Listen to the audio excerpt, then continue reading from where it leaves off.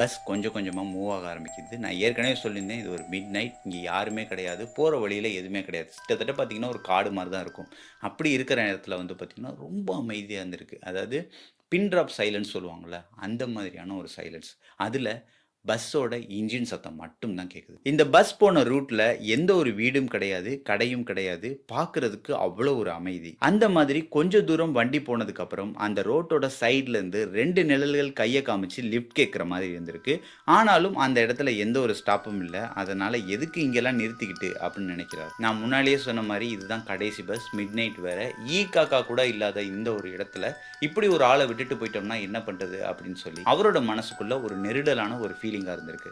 சரி பஸ்ஸ நிறுத்துவோம் அப்படின்னு முடிவு பண்றார். அதன்படி பஸ்ஸையும் நிறுத்துறார். ஆனா உள்ள ஏறுனது 3 பேர். அதுல ஒரு நபர அந்த 2 பேர் கைத்தாங்கலா பிடிச்சு கூட்டிட்டு வர்றாங்க. அதுல அந்த நடுவுல இருந்த நபர பார்த்தீங்கன்னா, கிட்டத்தட்ட அந்நியன் கெட்டப்ல தான் இருந்திருக்கார். அந்த 2 பேருமே பார்க்கறதுக்கு